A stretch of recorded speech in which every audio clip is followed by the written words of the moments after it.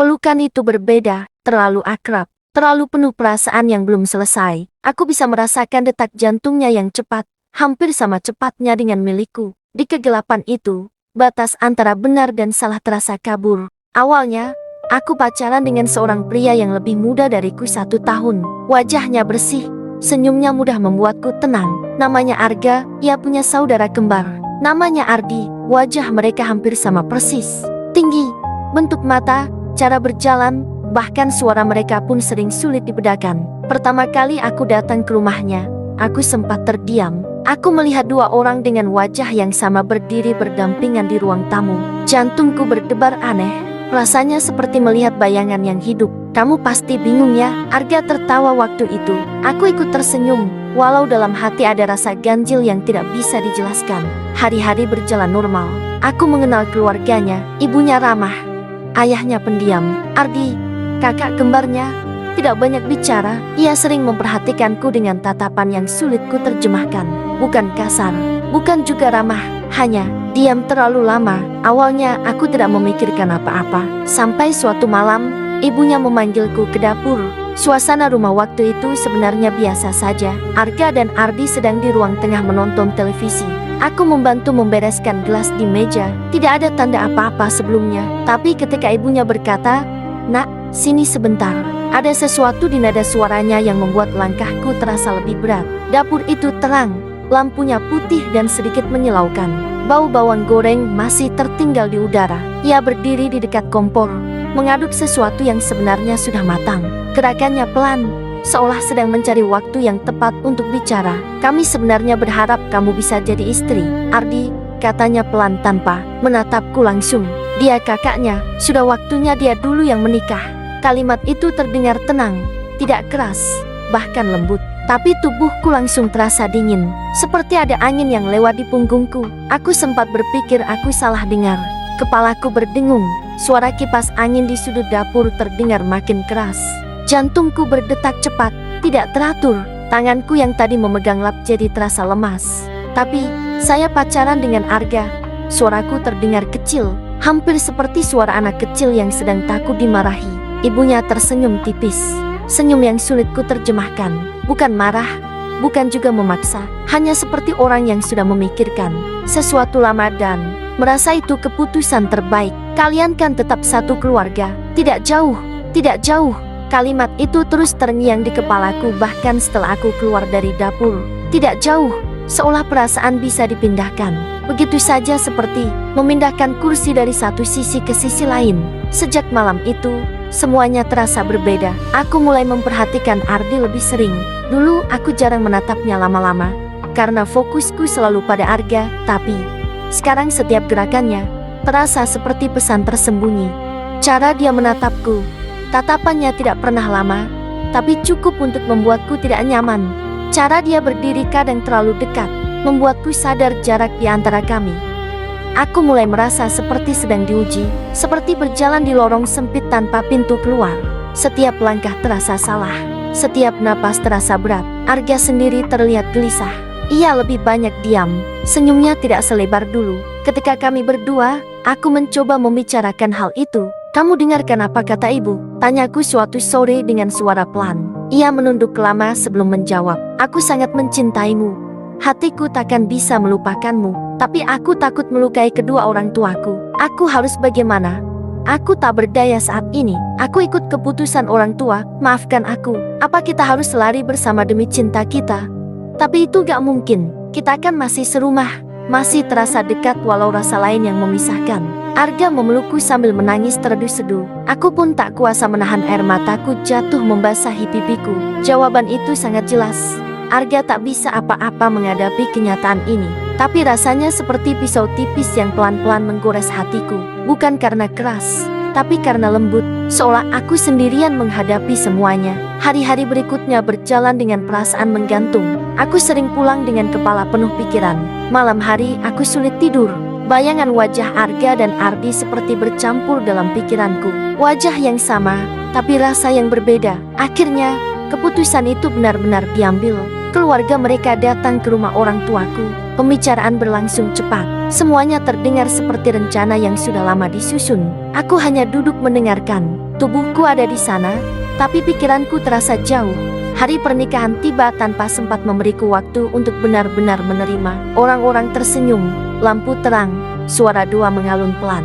Aku berdiri di samping Ardi, wajahnya sama seperti Arga, senyumannya pun mirip. Tapi ketika aku menoleh sedikit, berharap melihat Arga berdiri di tempat yang seharusnya, dadaku terasa kosong. Aku resmi menjadi istri Ardi. Di tengah keramaian itu, aku merasa sendirian, berdiri di samping pria yang wajahnya sama dengan orang yang kucintai, tapi rasanya berbeda. Dan untuk pertama kalinya dalam hidupku, aku menyadari bahwa tidak semua keputusan besar diambil dengan hati yang siap. Malam pertama di rumah mereka, aku hampir tidak tidur sama sekali.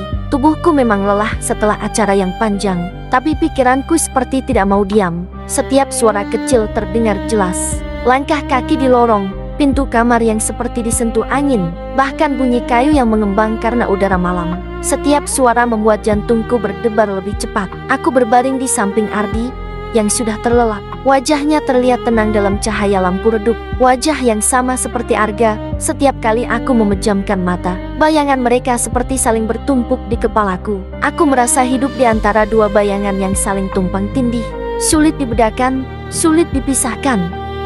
Beberapa minggu setelah menikah, aku mulai mencoba menenangkan diri. Aku berusaha menerima semuanya sebagai takdir. Aku membiasakan diri memanggil Ardi sebagai suami. Aku belajar tersenyum meski hatiku belum sepenuhnya ikut. Lalu sore itu terjadi. Langit mendung sejak siang. Tiba-tiba listrik padam. Rumah langsung gelap. Hanya sedikit cahaya masuk dari jendela. Suasana terasa sunyi. Lebih sunyi dari biasanya. Aku sedang di ruang tengah ketika mendengar pintu depan dibuka pelan. Suara engselnya khas. Seperti biasanya, aku berpikir itu Ardi yang pulang kerja. Langkah kaki masuk perlahan. Tanpa berpikir panjang, mungkin karena sudah terbiasa menyambut, aku berjalan mendekat dan memeluknya dari belakang. Tubuh itu terasa hangat, bahunya terasa samar. Aku memejamkan mata sesaat, membiarkan diriku merasa aman. Tubuhnya diam sesaat, seperti terkejut. Lalu terdengar suara pelan yang sangat ku kenal, lebih lembut dari biasanya. Ini aku. Darahku seperti berhenti mengalir.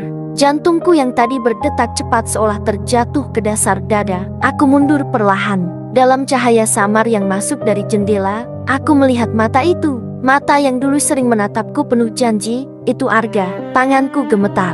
Nafasku tidak teratur. Otakku seperti berputar, mencari alasan, mencari pembenaran. Aku salah orang. Tapi di saat yang sama, ada perasaan lain yang muncul. Perasaan yang belum benar-benar mati. Arga menatapku dengan wajah yang tidak berubah. Tidak ada kemarahan, tidak ada kebingungan. Justru ada sesuatu yang lama sekali tidak kulihat ketulusan, yang dulu membuatku jatuh cinta. Aku cuma mau ambil barang, katanya pelan, tapi suaranya bergetar. Aku tidak tahu harus berkata apa. Tubuhku masih terasa lemas. Tapi sebelum aku sempat melangkah menjauh, dia membalas pelukanku, pelan. Hati-hati, seolah takut aku akan menghilang. Pelukan itu berbeda, terlalu akrab, terlalu penuh perasaan yang belum selesai. Aku bisa merasakan detak jantungnya yang cepat, hampir sama cepatnya dengan milikku. Di kegelapan itu, batas antara benar dan salah terasa kabur. Aku terdiam saat Arga menciumku. Aku hanya ingin menunjukkan pada Arga kalau aku seharusnya milikmu, bukan milik Ardi. Waktu seperti berhenti beberapa detik, tapi terasa sangat lama. Maafkan aku ya, dengan apa yang aku lakukan ini. Bisiknya hampir tak terdengar. Aku tidak menjawab. Aku hanya mengusap pipinya dengan lembut penuh cinta. Saat itulah langkah kaki lain terdengar dari luar.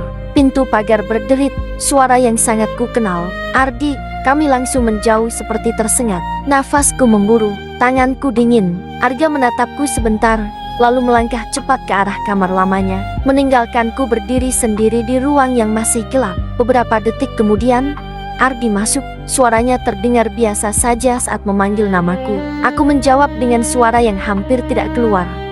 Sejak hari itu, batas di antara kami benar-benar kabur. Setiap kali Arga ada di rumah, aku merasakan udara berubah. Tatapannya tidak lagi kosong. Ia masih mencintaiku. Aku bisa merasakannya dari caranya memandangku, dari caranya berbicara lebih pelan jika hanya kami berdua yang mendengar. Kadang aku benar-benar tidak tahu siapa yang berdiri di depanku. Sebelum dia berbicara, kadang Ardi memanggilku dengan suara datar dari belakang, membuatku terkejut. karena kupikir itu Arga. Kadang, Arga berdiri terlalu lama di ambang pintu, seolah ada kalimat yang ingin ia ucapkan tapi tertahan. Dan aku hidup di tengah dua perasaan yang tidak pernah benar-benar selesai, menunggu sesuatu yang entah apa, tapi aku tahu suatu hari pasti akan meledak menjadi hal yang tak lagi bisa kami sembunyikan. Rumah itu berubah seperti labirin, setiap sudut menyimpan kebingungan, setiap langkah membuatku waspada. Jantungku sering berdebar hanya karena mendengar suara pintu terbuka. Aku mencoba bertahan, aku bilang pada diriku sendiri bahwa ini hanya soal kebiasaan, tapi di dalam hati aku tahu aku hidup di antara dua wajah yang sama, dua rasa yang berbeda. Suatu malam, saat semua orang tidur, seseorang berdiri di depan kamarku. Pintu tidak terkunci, aku bisa merasakan kehadirannya tanpa melihat. Aku tidak tahu itu Ardi atau Arga. Kenapa kamu diam saja? Suara itu berbisik pelan. Tubuhku gemetar, air mataku mengalir tanpa suara. Aku merasa kecil, tidak berdaya, seperti daun yang terjebak di antara dua angin yang berlawanan arah. Waktu berjalan, dan aku berhenti melawan. Aku berhenti bertanya siapa yang benar dan siapa yang seharusnya. Aku hanya menjalani hari demi hari, menerima bahwa hidupku kini seperti cermin yang retak, memantulkan dua bayangan sekaligus. Aku memiliki suami, tapi aku juga masih bertemu Arga setiap hari.